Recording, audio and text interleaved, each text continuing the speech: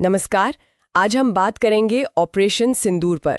ये भारत की हालिया सैन्य कार्रवाई थी जो पहलगाम नरसंहार के जवाब में हुई। हाँ, पाकिस्तान और पाक अधिकृत कश्मीर में आतंकी ठिकानों पर। बिल्कुल। तो हम देखेंगे कि इसके पीछे क्या था, प्रतिक्रियाएं क्या रहीं और सबसे जरूरी अंतर्राष्ट्रीय कानून क्या कहता है इस बारे में। जी, ये यूपीएससी की तैयारी करने वालों के लिए, मतलब प्रीलिम्स और मेंस दोनों के लिहाज से काफी अहम हो सकता है। और आम जानकारी के लिए भी। हमारी चर्चा का आधार है द हिंदू अखबार। हाँ। तो हुआ यूं कि पहले पहलगाम में वो दुखद घटना हुई, 26 नागरिकों की जान गई और फिर भारत ने ऑपरेशन सिंदूर किया। और उसके कुछ ही दिन बाद 10 मई को जब तनाव बहुत बढ़ गया तो दोनों देशों में एक सहमति बनी कि गोलीबारी और सैन्य कार्रवाई रोकी जाए। हाँ, लेकिन ऑपरेशन ने कई सवाल खड़े कर दिए हैं, खासकर कानूनी नजरिए से। बिल्कुल। भारत ने तो कहा कि ये एक नपातुला गैर उत्तेजक कदम था। दूसरी तरफ पाकिस्तान ने इसे सीधे सीधे युद्ध छेड़ने जैसा बता दिया। यहीं से अंतर्राष्ट्रीय कानून की बात आ जाती है। हाँ, क्योंकि पाकिस्तान का आरोप गंभीर था कि कानून का उल्लंघन हुआ है। तो फिर समझते हैं इसको। कानूनी आधार क्या है? क्या एक देश दूसरे देश की जमीन पर ऐसे बल प्रयोग कर सकता है? देखिए, सामान्य नियम तो यही है जो संयुक्त राष्ट्र चार्टर के अनुच्छेद 24 में है कि आप किसी दूसरे देश की क्षेत्रीय अखंडता या राजनीतिक स्वतंत्रता के खिलाफ बल प्रयोग नहीं करेंगे। ठीक है।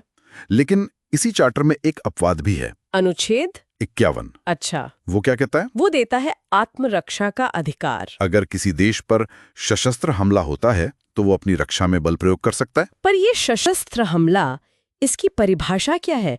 क्या आतंकवादियों का हमला इसमें आता है? ये तो सेना का हमला नहीं था। ये एक अच्छा सवाल है।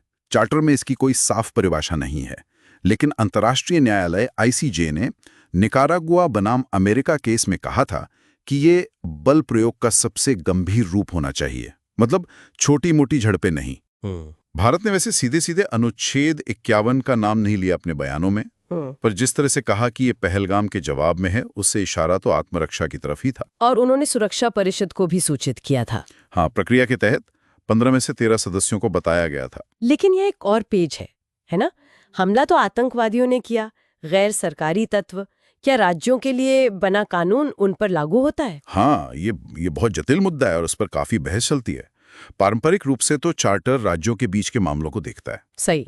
लेकिन 9/11 के बाद से अमेरिका और कई देशों ने यह तर्क देना शुरू किया कि अनुच्छेद 51 का दायरा उन गैर सरकारी समूहों तक भी है जो दूसरे देश से ऑपरेट कर रहे हों। अच्छा। हालांकि आईसीजे का नजरिया अभी भी थोड़ा रूढ़िवादी है। वो राज्य की संलिप्तता, मतलब स्टेट एट्रीब्यूशन पे जोर देता है, ये साबित करना कि मेजबान देश का हाथ था। तो भारत ने कैसे इसे जोड़ा? भारत ने सीधे तौर पर कहा कि ये पाकिस्तान प्रशिक्षित आतंकवादी थे। इस तरह से उन्होंने वो राज्य की संलिप्तता वाली जरूरत पूरी करने की कोशिश की। और एक और सिद्धांत की बात हो रही थी, अनिच्छुक या असमर्थ, अनविलिंग और अनेबल।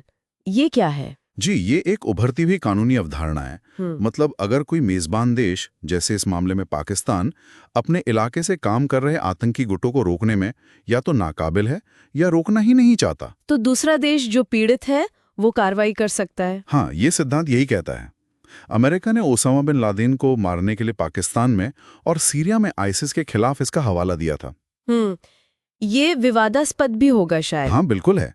आलोचक कहते हैं कि ये शक्तिशाली देशों को कमजोर देशों की संप्रभुता में दखल का बहाना दे सकता है।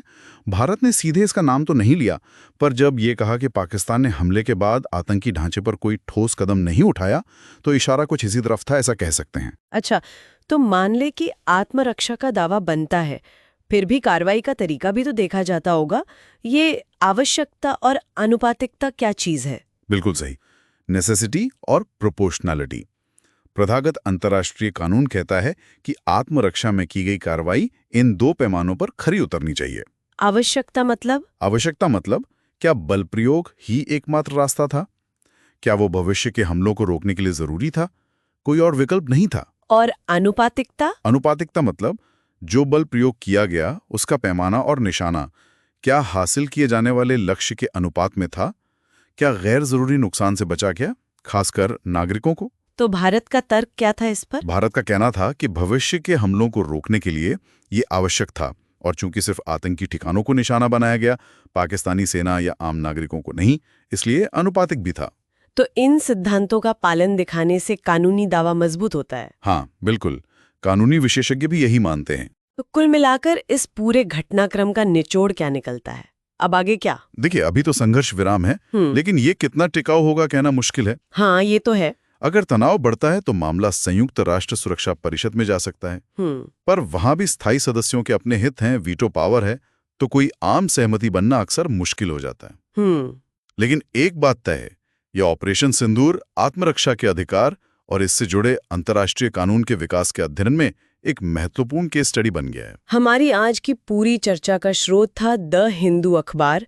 यूपीएससी और बाकी परीक्षाओं की तैयारी करने वालों के लिए ये अखबार काफी उपयोगी रहता है। जी। और जाते जाते एक सवाल सबके सोचने के लिए छोड़ जाते हैं, भविष्य में अंतर्राष्ट्रीय कानून खुद को कैसे बदलेगा ताकि वो गैर सरकारी आतंकी समूहों से निपट सके और देशों की संप्रभुता का सम्मान भी बना रहे। ये एक बड़ा सवाल है। बिल्कुल।